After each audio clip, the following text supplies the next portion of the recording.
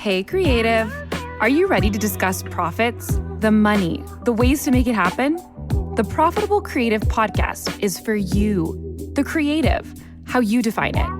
Videographers, photographers, entrepreneurs, marketing agencies, you get it. CEO of Core Group and author Christian Brim interviews industry experts, creative entrepreneurs, and professionals alike who strive to be creative and make money at the same time. Sound like you? Tune in now. It's time for profit. Welcome to another edition of The Profitable Creative, the only place on the interwebs where you will learn how to turn your passion into profit. I am your host, Christian Brim. Special shout out to our one listener in Mason, Ohio. Never been to Ohio, so I don't know where Mason is. My guest today is Scott Yamamura, author of Financial Epiphany. Welcome to the show, Scott. Thanks, Christian. Great to be here. In the green room, we were discussing what this conversation was going to look like, and I really think that we're kind of kindred spirits in that we're sort of creative, sort of analytical, emphasis on the financial, and I don't have the benefit of reading your book, and you don't have the benefit of reading mine. So, Scott, why don't you tell us? I guess. I could start with the experience side, but I think what I'd like to know first is what led you to write the book? Yeah, 10 years ago, I challenged myself. I said, okay, there's three big pieces of life, and I should choose one to do something about. One, maintaining a house. Two, understanding how to fix a car. Three, learn personal finance.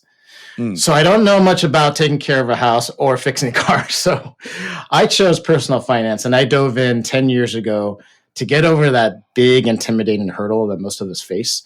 And I said, I'm just gonna get to know this stuff. I'm gonna have to know this for the rest of my life. Most people make about 1.5 transactions on average per day. That's over 22,000 or so transactions in a lifetime. And it's like, we better figure one of these out. So I was like, let me go after personal finance.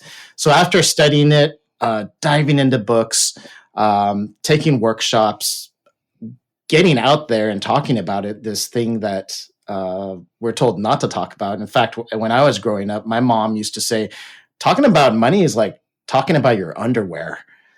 And by that, she meant it was a private topic. And Private. I trusted what she said, and I stayed quiet about it. I didn't ask questions.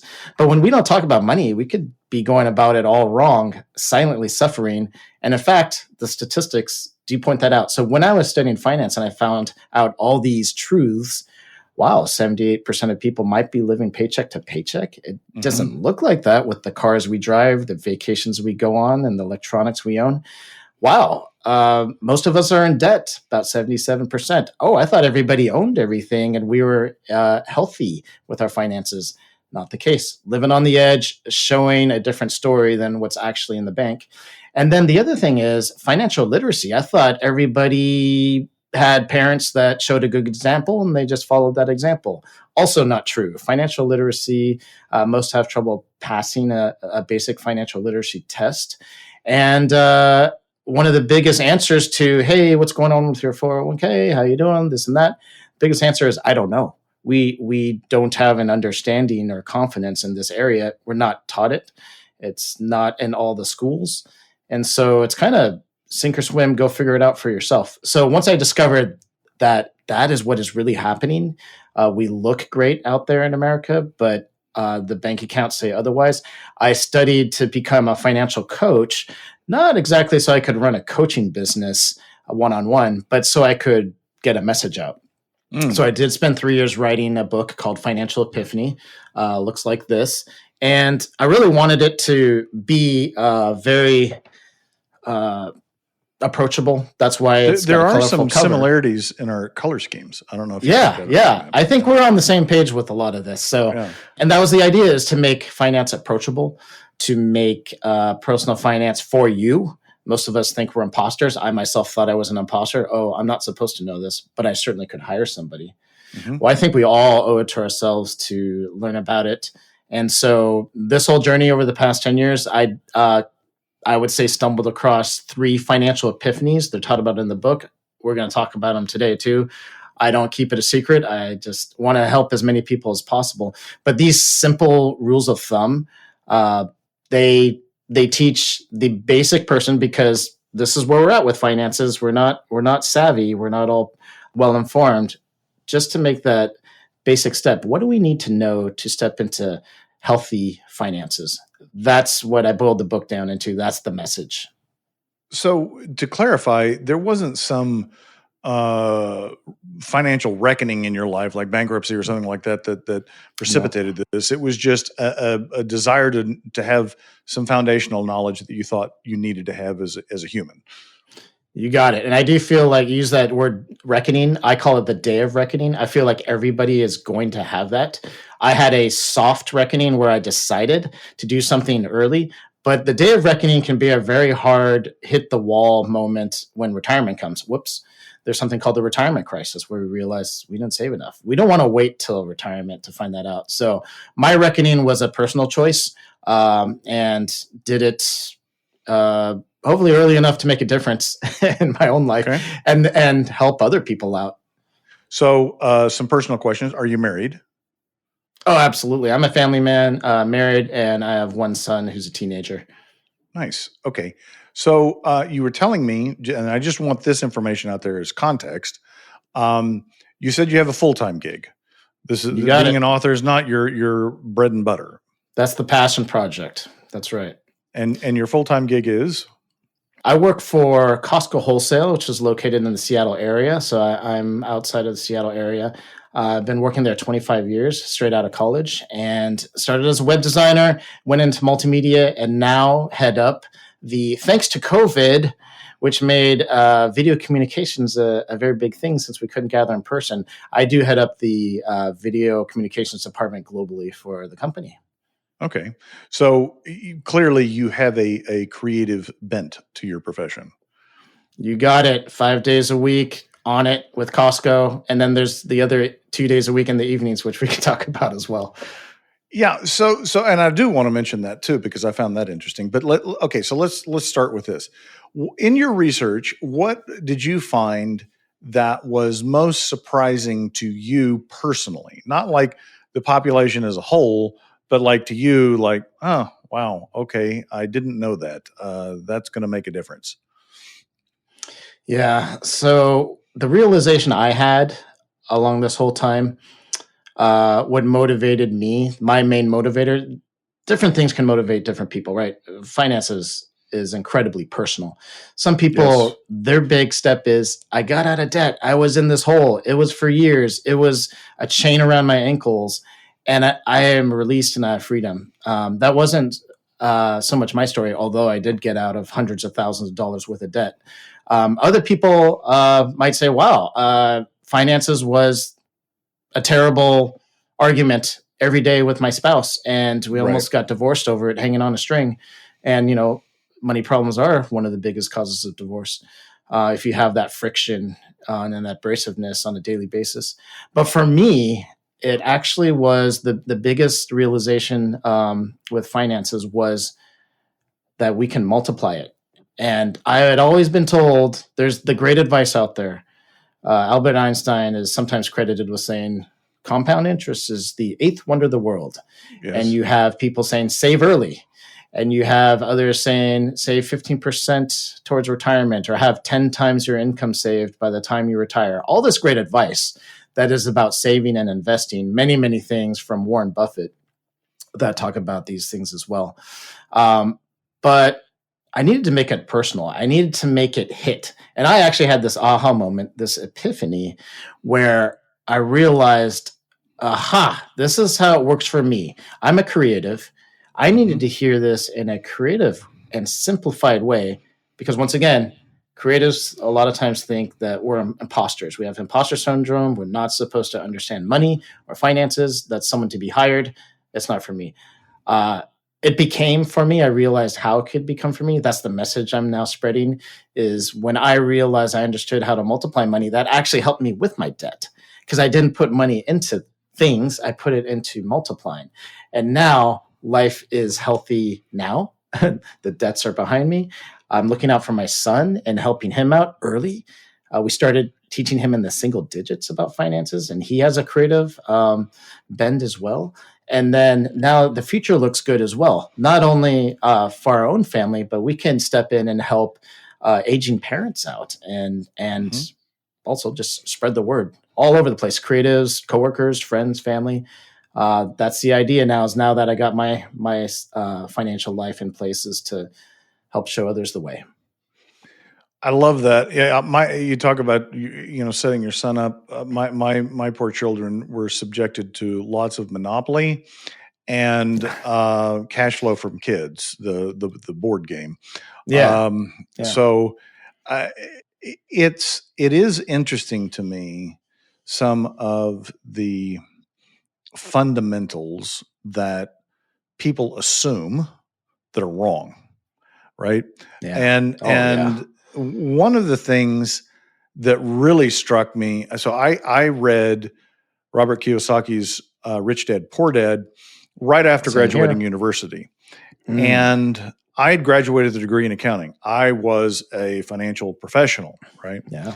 And I read his book, and he said, your home is not an asset, it's a liability. Yeah. And that idea where I'd heard it, I'd probably said it, your home is your largest asset, which, I don't want to get in the weeds on defining an asset or a liability or any of those things, but there are some fundamental beliefs that we believe about money that just simply aren't true. What would you say your top one or two are? Oh yeah.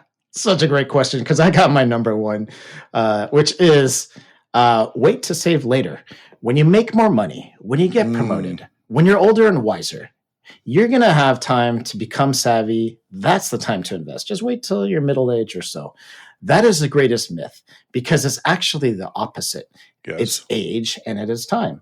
So those who are younger, who choose to invest, they actually can do and perform better than their savvy version of themselves who waits until later. You compare the two, and those who start out early, investing in very common things like index funds, mutual funds, target date mutual funds, can actually outperform their older self because of this multiplying power that they have when they are young. So there's that great myth, wait till later. It's just crush that into smithereens, throw it on the floor, stomp on that thing, because it's all about starting early, and you don't even need to be a financial expert or financially savvy. You just start in the most common things, like a 401k plan, an IRA, retirement plan, stocks and bonds, index funds, commonly available things. And thanks for that question, because I love explaining that great myth. Yes, and I think there's a lot of intentional confusion by the industry out there, and I'm not talking about the people that are trying to get you to rent to own your couch or your TV. I'm talking about the Wall Street financial professionals. We do wealth management at Core, and we have an internal phrase for it, which is financial porn. And it is essentially all of the stuff that's designed to grab your attention, right? And in a lot of ways cause fear and anxiety, right? Because then you'll want to find the expert and pay them essentially to help you. But that's not necessary, right? Like you're living proof. You didn't have to go to school. And you didn't even have to be particularly good to start. The basics of finance are very simple, right? Like Einstein talking about the time value of money. Like if you understand the time value of money, which is $1 today is worth more than $1 tomorrow or a year or 10 years from now. Like if you understand that concept, would you explain it to people? They're like, no, I'd rather have $1 day today than 5 years from now. The foundational things are not complicated. Where you end up with, complex financial derivatives based upon, mortgage securities that you end up with financial collapse. Yeah, you can make it as complicated as you want, and it's usually somebody trying to game the system to make money, right? But you don't have to know any of that. No. You don't have to optimize. You don't have to be savvy. You don't have to be an expert. You can do simple things for a long time, and that's a great plan for most people. Because if most people are in the retirement crisis, the student loan crisis, or hit by the housing crisis, that's normalized for us. We're good at crisis. So just do the simple normal thing. Avoid crisis. Stay far away from it. The simple normal thing can get you to financial health. And you can always become savvy later. You will as you're around it and you experience it. But yeah, there's no reason to become an expert to start. No, not to start. No. It's more important to do the common available things, get going, and then later look back and say, hey, let's start tweaking and optimizing from here. Yeah. And in addition to the financial porn that's out there, there is this fear because, to your point, and your parents, you don't talk about it, right? And it's funny. I've talked about it before. I grew up in an entrepreneurial family, and so I didn't grow up with a scarcity mindset around money, which a lot of people do. A lot of people they believe that there's a limited amount of money, and managing your money is about cutting spending. Like that's the extent of it. Yeah. Common. Yep. Right. I didn't have that mindset, but frankly, the abundance mindset can lead to problems too, because of what happened in my case. I always thought, well, I can always make more money. So I was not, as intentional with my money as I should have been. Right. Sure. And so there are a lot of, there's a lot of baggage that comes with money. And to your point, like talking about marital strife. Yeah. Money is extremely personal, right? Like what Scott likes is not what Christian likes. And therefore what they spend their money on are not the same thing.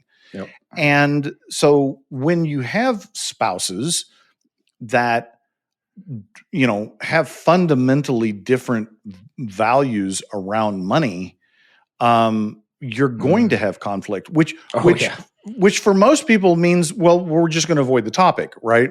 Because we don't want to fight. We're just going to not talk about it. So you had that upbringing where you weren't supposed to talk about your dirty laundry. How have you changed your mindset on that with your kids? Like what was that transition like? Oh, I love that, because starting at age 7 is around the time that I started teaching my son about finance. And I thought to myself, everything that was kept a secret from me, I am going to teach my son early so he never is intimidated by these things. He never thinks imposter syndrome. I was told and led to believe that investing was gambling. And so it took me a long, long time to get over being comfortable with the stock market. And then I realized on the other end, looking at it as, actually, like Warren Buffett explains, do you work at or do you trust and believe in the U.S. economy and these 500 top businesses? Yeah, I work at one of them, Costco Wholesale. Do I believe in Microsoft and Amazon? No, I don't like Microsoft. But they make a lot of money. Sorry, I had to bring up Microsoft, Christian. I know you got some personal feelings on that one. But do I believe that each of these companies is going to try their darndest to succeed and to innovate and to keep making a profit?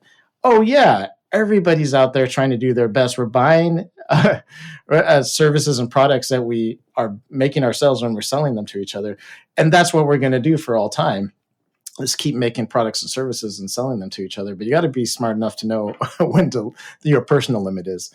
But looking at this understanding on personal finance, I had to get over that hurdle personally. No one was telling me, stop thinking about, money is like talking about your underwear. Start thinking about the investing as positively. I had to get over that hurdle myself. It was a personal choice. And when I taught my kid that, who's now 16 years old, we started with 2 things that I wish I had early. And I started a custodial account for him, and I started his 529 college savings plan. And the thing about the college savings plan is we started saving at age 7 and we stopped at age 9. And my wife came to me and she said, "Why are we stopping?" And these 3 epiphanies that I can get into explaining, but I'll tell you the example first. I understood how money was going to grow. So we stopped and I said, it's going to double before he gets into college. And it certainly has. He's 16 now and he's had enough money to go to a state college for a while now because the money grew faster than tuition did. And so that's one thing that understanding these rules of thumb can do is help you plan and act early. I never would have saved money and stopped for his college if I didn't know it was going to double. So that was one thing. His college, he's had enough money for college since, age 9. And then the other thing is this custodial account. And what I wanted to do was with his birthday money, with his Christmas money, we'd say, "Hey, Logan, we want you to choose like 1 stock, 2 stock, just choose some, like a company and like, what do you think? Disney, okay. Netflix, okay. Amazon, okay." And then what happened during the pandemic? We watched it and we said, well, which companies did good? Amazon goes up because everybody's ordering things from home. Netflix went up because everybody's streaming entertainment from home. And he started to see these things happen when he was young, very young. He's also seen his custodial account double in size. And so teaching him early with money that's not his, it's gift money and things like that. He's learning, and he's not even in college yet, but he's getting over all those things that people are commonly intimidated by or have imposter syndrome at. And I highly recommend that parents do that for their kids. They get them in early and teach them so that they hit the ground running when it's time to start working. So that is an example of which of your 3 epiphanies? Okay, the first one. So the first epiphany is with the simplest, most common scenario, because you got to make money freeze. Money is intimidating. It's all over the place. It's like the stars in the sky. Where do we get started? So I freeze it. And freezing money can be done via these 3 things. First, what is the most common age to start a career at? Age 22. Could be 21, could be 23. Let's freeze it at 22. What is the average duration of a career? 40 years. Could be 39, could be 41. Freeze it at 40. And third, what is the average rate of return for investments? Well, a good number to throw out there for stocks and bonds over the long term is 7.2%, that rate of return. And the reason why I and others love that rate of return is it leads to the easiest math possible. And that's what we need. Remember, we don't want to inundate people with complexities. We are going after a simple approach for non-savvy people, which is the largest population in the US is not savvy with finances. Okay, so 7.2% money. With those 3 things, money is doubling every 10 years. So you put $1,000 in, say into a 401k plan, don't even touch it. Look 10 years later, $2,000. That's what is happening. That's a very common scenario is when we invest, that money can double every 10 years. That's the first rule of thumb. And when we don't have that framework, we have no idea what's happening. But when we have that, 2 of the simplest concepts ever, money doubling. Well, doubling is simple. $1,000 turns into $2,000. And one of our favorite numbers of all time, 10. 10 years later, it's doubling. So that's the first epiphany. And with that, we're describing the inch mark on a ruler, something to start measuring by. But with that small calculation, you can figure out so much of finance for the rest of your life. And so I've enjoyed using that simple math in my financial life as well. Yeah. So let's continue your example. You start at 22 with 1,000. At 32, you're at 2,000. So at 42, you're at 4,000. 4,000. At 52, you're at 8,000. Yeah.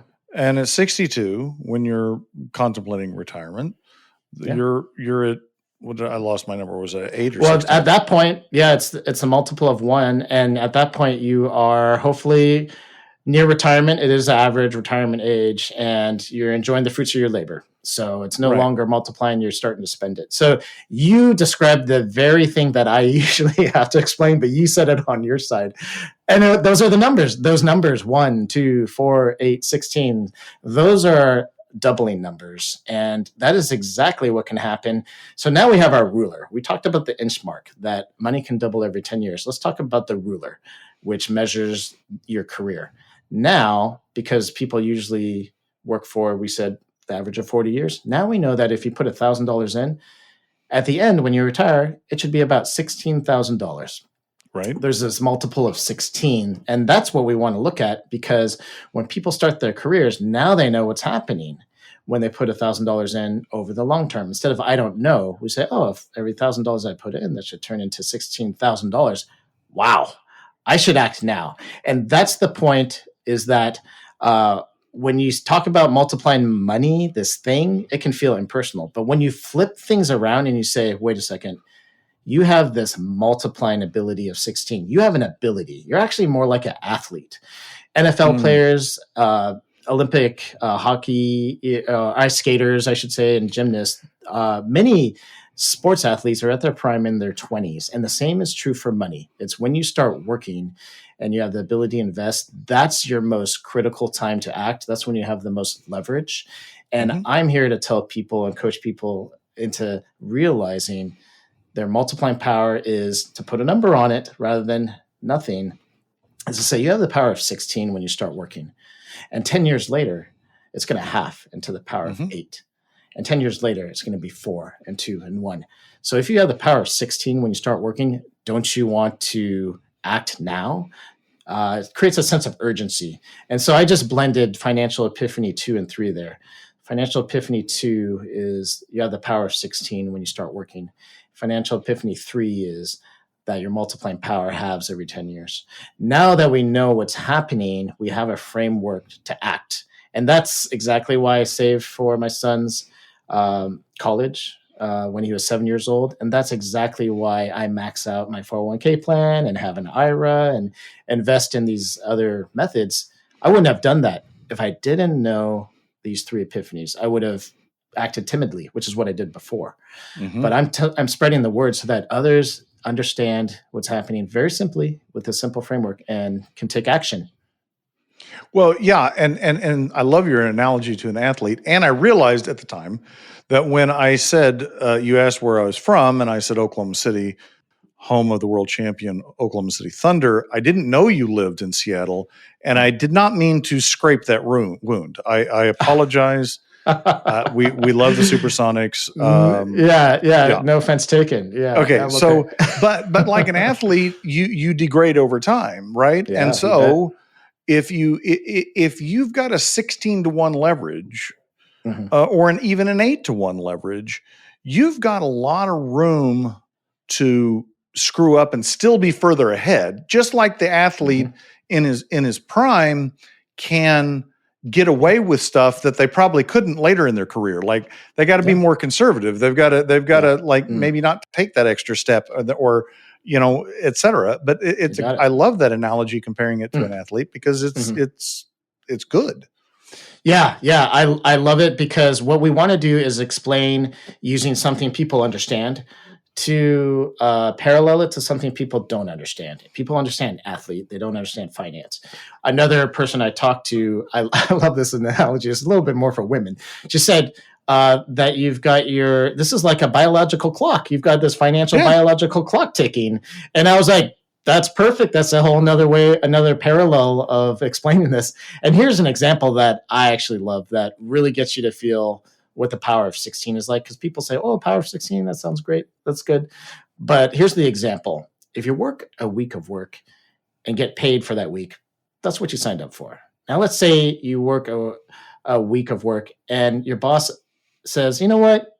You did such a good job. I'm going to pay you double. I'm going to pay you 2 weeks worth of pay for that 1 week. You would be ecstatic. Right. That's the power of 2. Everybody would sign up for that. Get paid double? Yeah, absolutely. Now, what's the power of 16 like? It's like working a week of work and getting paid for 4 months. That is ridiculous. That is off the charts. And until I explain it like that, most people don't realize what the power of 16 is like. And when you realize it's like working a week and getting paid for 4 months, and then the next week you work a week and get paid for another 4 months, and you keep doing that, then that creates that urgency to act that, oh, that's how good my multiplying power is right now. I should not sit idly by. I should start that investment account today and put in as much as possible. And once again, stay far away from debt. Take that money I was going to spend on the thing or the upgrade and put that into an investment vehicle. Yeah, and it that's not to say that if you're already in your 30s or 40s that you still shouldn't act quickly, because the clock is still ticking. You're losing your power. Yeah, absolutely. And I like to say, if you have the power of 2 or more, meaning in your 50s or more, I was like, you have got some off the charts ability. People think, oh, I have the power of 2, not the power of 16. That's a small thing by comparison. There are parts of the world where money doesn't double. We live in a country that is affluent, that there is opportunity. And like I said, Warren Buffett says, if you bet against America, you're betting against yourself. You're in a place where he says, we've won the ovarian lottery. We've been born into opportunity. Lucky sperm club. There's another way of saying it right there. And so multiplying your money by 2 by doing nothing, just putting it here rather than spending it, that's the thing of beauty. That's like, it's like putting something on a boat, sending it off, and 10 years later, there's twice as much and you didn't do anything. And it's like, that doesn't happen everywhere. So to have gratitude and thankfulness that we do live in a place where that does happen, that is our economy, that is the structure. It's a beautiful thing. So we should all take advantage of it. Yes, 100%. And I couldn't agree with you more. I mean, not that America doesn't have its problems. It has its problems. Yeah. But if you don't wake up and thank God that you were born in this country with the opportunity, it doesn't mean equal results, but you have a better shot here than anywhere else. Mm-hmm. You're kind of missing a little bit of gratitude there, because we are very fortunate. Hey, creatives. Yeah, you with the 47 Chrome tabs open and a vision board full of vibes, but no damn strategy. It's time to clean house. October 23rd and 24th, OKC, the Fordson. Welcome to the Creative Revolution, the 2-day workshop that's basically a business cleanse with glitter and grit. 4 powerhouse keynotes from real creatives who scaled without selling their soul. Focus groups that get in the weeds, your systems, your pricing, your client chaos. Walk out with a step-by-step plan to get your business out of burnout and into baller mode. Oh, and the collabs, happy hours, and big energy convos, that's where the magic really happens. Early bird ticks, live now. But don't sleep. This room's for creatives ready to grow. Not just manifest. CreativeRevolution.live. Creative chaos is cute until it costs you. Show up, scale up. Let's go. So tell me about this third leg of Scott, which would be your, I forgot the name you told me, but it's Created to create. Yes. Thank you. Yes, that is the passion project. So if one piece of the pie is my career, 40 hours a week, that's Costco Wholesale, doing video. Then we've talked about Financial Epiphany, which is helping spread the word and helping people get healthy with their finances, simply. The third piece of the pie is Created to Create. And that's an organization that started 10 years ago to take my passion of video and put a purpose behind it. And so that purpose is we create videos for nonprofit organizations and causes. We just went to Sierra Leone, Africa a few months ago, my son and wife and I, and we filmed a video for a ministry called the Bridge of Hope. And they create schools and churches and clinics. And we went with several nurses to film a video about what they do, help with malaria, malnutrition, snake bites, things of that nature. And one of my favorite ministries here in the Seattle area is called Dads, and they help reconnect fathers that have been separated from their kids, divorce, abandonment, incarceration. Working on a video for them right now. And that's what we do. And because there's financial wellness in other areas, Created to Create just takes care of itself. It doesn't need to fund my life or pay my rent. It is a passion project. It's what I would do anyway, whether there was money involved or not. But we usually like to have our expenses covered so that it can sustain itself. So do you do fundraising for that, or do you like charge the nonprofit sometimes to create the video? Like, yeah, the best scenario is if get this. Okay, here's a quick story. So the first time I went to Sierra Leone 5-6 years ago, the trip was covered and the video was compensated for. So I went for less than a couple weeks, came back. It was about 100-hour project from shooting to editing. And so put this piece together, and it showed at the fundraiser. I sat next to a tall man, elderly man with a cane. His name was Ernie. And I thought, okay, this is assigned seating, and I'm seated near the front of this room. That made me feel like they were a little special. And why was I here? And what do we have in common? Who is Ernie? Turns out Ernie paid for me to go and compensated me for the video. He took care of it himself, he and his wife. He watched the video for the first time at that breakfast, and he leaned over to me and he said, "Hey, Scott, that's the first time I've seen that video." And he said, "My wife and I came here with a number in mind that we are going to donate." And he said, "Don't tell her, but I just doubled it." And so not only did he pay for my whole trip and expenses, travel expenses, which is not cheap, and the video, he just doubled his donation to the Bridge of Hope without telling his wife. So hopefully she forgave him for that. But here you've got this guy that offered to pay for things. So thanks for asking that question, because sometimes a donor will come forth and say, "I'll take care of that. I'll underwrite that. Don't worry about that ministry. We've got it covered." But always the ministry is having a donor cover the expenses in some way, shape, or form. We, of course, charge nonprofit prices and have ongoing relationships with the ministries we work with. I love that. I met a videographer last year who that was his niche, was working with nonprofits. Mm-hmm. And he talked about how difficult it was. And we kind of talked about like the nonprofit mindset versus the for-profit mindset. And like, it is very different. And I've worked with nonprofit organizations and been part of nonprofit organizations. And, you know, the mindset's not the same as when you're sitting in the boardroom at Costco, right? I mean, and it shouldn't be, because they've got different purposes. But one of the things that I kept coming back to, specifically around videography, is like the power of story to influence donors, right? Yeah. And how many causes there are that are truly great causes that are just nobody knows about, right? And this isn't like about manipulating people's feelings. You know, we're not talking Susan Sarandon and the, you know, PETA commercials, get your $15 t-shirt, donate. We're not talking about that stuff. I'm talking about like true causes, like the one that you're referencing in Sierra Leone, where like if more people knew about it, they would absolutely contribute money to it. Mm-hmm. And just how powerful that story is in supporting their cause. Yeah. Story. Yeah. We are to talk about for-profit organizations first. We are the most marketed, advertised to society on earth. So we're number one in that. So I don't know if that's something to be proud of. 400 billion per year. That's more than $1,000 per person, even the babies. So congratulations. That's I think nuts. China's runner up. That is nuts. It's pretty nuts.